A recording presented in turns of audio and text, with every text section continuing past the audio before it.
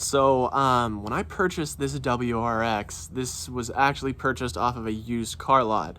Now, I'm not trying to talk negatively upon any used car dealerships, as I'm sure there are a lot of like family-owned or smaller car lots that are great and provide extraordinary service and whatnot. I'm simply talking off the experience I had purchasing this car. I've always either purchased from a private party or just a local branch or franchise, example, Subaru of Seattle or something in the past. But I just wanted to talk about everything that went wrong with purchasing this car off a used car dealership. There was a number of things that either left me dissatisfied or things that actually happened with the car right after purchase that I felt were video worthy to make to perhaps give you guys an idea of what you can expect when you're buying, perhaps it's just a Subaru WRX or a used car from a used car lot in general.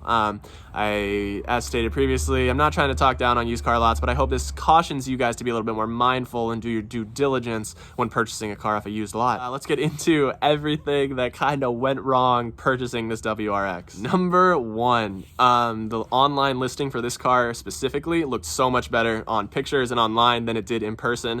And I'm not trying to knock any dealership for that because I know it's kind of hard to pick up on all the blemishes and whatnot, but there were a couple things I was like, that should have clearly been shown online before I made the trip out to the dealership. The video doesn't really show it too bad, but the hood is in really bad condition, honestly, and I kind of knew that at the time I bought it. I didn't really care too much for the cosmetics. That's just one thing I wanted. And though the car is dirty, it's really not too dirty. A lot of these scuffs and scrapes you guys are seeing are actual damage to the paint that can be seen literally everywhere on the car, given some of it is dirt, but that was certainly something that I wish had been a little bit more clearly shown on the ad. Thing that can be fixed, or perhaps it's just some of the plastic pieces are missing, but there is a relatively good sized gap here from the front bumper to the side quarter panel. That was one thing I noticed right off the bat when I purchased the car. So yeah, I really wasn't too pleased with how the car looked in person compared to online. However, I don't mean to knock the dealership because I know this is a dark gray metallic. It hides any sort of scrapes and little bumps, dents, anything really well. So I'm not trying to knock them for that, but nonetheless, I feel like it should have been posted at least a little bit better. Number two, when I purchased this car specifically, we had agreed on a price, we had negotiated a little bit, and I thought that's just what you do at a dealership. I thought that was common practice.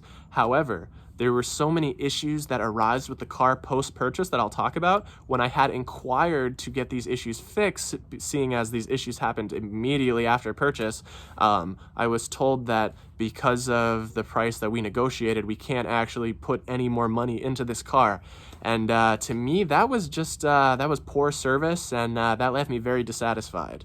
Number two, I would really just say kind of the standards that certain used car dealerships are held to compared to chains and franchises, as I had mentioned in the past. Number three, an issue specific to this car. I purchased this car and the TPMS light came on immediately after purchase. Now, why this is something to actually note, when I had first noticed it, I thought it was just the changing of weather and whatnot, or perhaps a tire was low on pressure. However, they had this car on their lot for 3 weeks. So to think that I wrote off the lot and caused what I'm about to tell you is pretty unrealistic. But I noticed the light come on. I quickly put some air in one of the tires, noticing that one was relatively low, and kept an eye on it. About 2 weeks later, the light had come back on, and I was like, oh, do I perhaps have, a puncture, or is this... it has to be losing air somewhere if it's the same tire that caused the light again. I take it to my local Les Schwab, and they found that there was a nail wedged in the sidewall of the car on the back side of the tire. So I'll give you that it was a little hard to spot unless you actually took put the car on a lift or took the wheel itself off. But I'll put a picture of what that nail looks like right now. And to my surprise, something that I hadn't really known about, on an all-wheel drive car, when you're replacing the tires, you can't replace just one tire. So that quickly turned into what I thought might be a TPMS sensor, or just putting some air in the tire, to having to buy a whole new set of tires. I actually ended up buying some wheels that had tires on them, so it kind of worked out in my favor, but I literally drove off the lot with a nail wedged into the sidewall, something that totally caught me off guard. Now for number 3, if you think that was bad, number 3, the day I brought the car home, that following morning, I had woken up to my garage floor having power steering fluid leaked all over it. I had started the car and only to be greeted by this squealing sound. If anyone knows what no power steering fluid sounds like, it just sounded awful. I'm not too mechanically friendly or anything, and I don't know too much about cars, but I knew something was up. After popping the hood, I had noticed that the power steering reservoir was just about empty. After I backed the car out, there was a solid amount of fluid dispersed all over the garage floor. Now, the reason I even mention this is because this happened 24 hours, less than 24 hours after purchasing the car. Not only that, when you purchase the car, you get a minor inspection sheet showing that all the fluids were topped off. However, this was clearly not topped off at the time of purchase.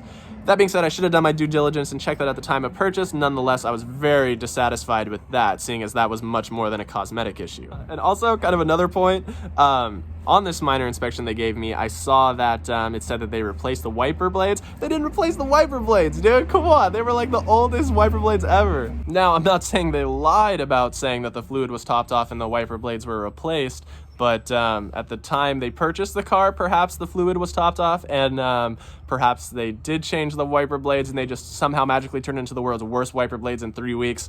I don't really care about the wiper blades, honestly. It was just another thing to add onto the list that I wanted to let you guys know. Just because their pre-inspection purchase says they've done something, do your due diligence. Take it to a repair shop or mechanic that you trust to check over the car before you purchase it, because that's something I wish I would have done. I don't even know what point we're on, but additionally, I get in the car and I'm driving home and I put my feet on the carpet, and the carpet actually rips out of the plastic kind of hold that the interior carpet would rest in. I'll show you guys a video of that now.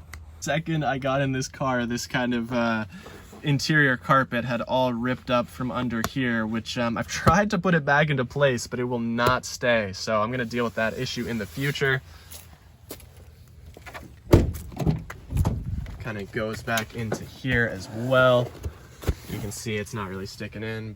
A few other issues arise, nothing too major, and I understand that it is a used car and it's going to have issues. My issue lies with the service and the customer support in regards to dealing with these issues.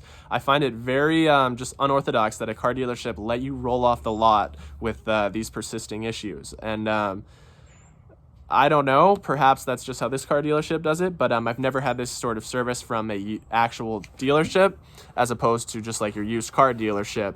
So that was something I wanted to note, and perhaps if you guys are thinking about buying a car off a used car dealership, just really talk to them and find out their policies and principles before purchasing the car. Now, I'm sure this point is specific to the actual dealership I dealt with, but it was family owned in a sense that the husband and wife were the primary owners of the dealership and they had a staff working underneath them. Now, I had purchased the car from the wife. I had been in contact about the car with the husband. However, they were going on vacation and I was put in talks with the manager, but the manager had to take a personal day. The manager was great, and shout out to him. If I were talking names, I would totally give you a 5-star review because you were great and you did right any sort of wrongs associated with this car.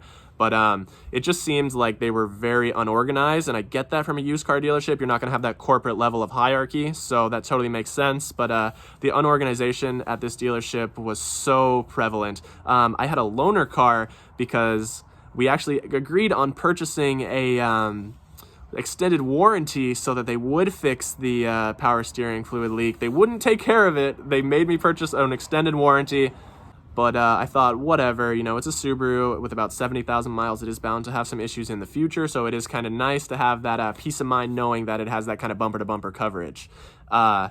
That being said, they wouldn't fix the power steering fluid issue unless I did a bill of sale, but this time included the warranty. I'm not sure if they had to do that or if that was something I could have done otherwise, but I guess shout out to them for doing that, because that was a good deed. I guess that was one way they did right their wrong, if you could call it that. I did have to pay full price for the warranty, so that was, take that as you will. And at the time of them looking at the issue, they gave me a loaner car, and I had this loaner car for 9 days. I got a call from the owner of the dealership himself saying, hey, do you have, and then whatever car I had at the time. And it was so unorganized dealing with them. And I get it that they're a smaller staff, and I was even told that the car was going to be in the shop for a little bit, but I get a call from the owner saying, why is your Subaru here? And I was just like, you're asking me that? And this is all true stuff. I'm not making any of this up. This has all happened, and I have like the records and the texts and the phone calls and the paperwork to show that it's all happened. I just, even like talking back, I'm like, dude, how does this happen? But I'm trying to think if I missed any other points or things that are wrong with the car that I like quickly realized. Just nonetheless, I don't mean to talk down on used car lots, as I had mentioned, but do your due diligence if purchasing off of a used car lot. Definitely bring a mechanic, definitely have the car looked at, because when I purchased the car, the engine bay was covered in like that wax or sort of grease to make it look nice and clean. So even if I had known where to look for sort of a power steering fluid leak, which I have no idea, I don't think I would have been able to see it, because if you ran your finger across the engine bay, you were left with this greasy, grimy residue.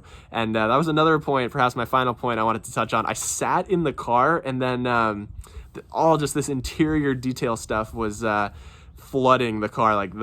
It was disgusting. I actually had to take like a wet towel to the interior and to like the dash and whatnot, just to kind of wipe away some of these chemicals and just residue that was left behind from this. Side note, I have a super sensitive nose, so I noticed it right away when I got in the car. I was like, oh shit, dude, I'm not going to be able to sit in this car if I don't clean it. And I even made a point at the time of purchase. I was like, hey, can you guys not do any more detailing to the car?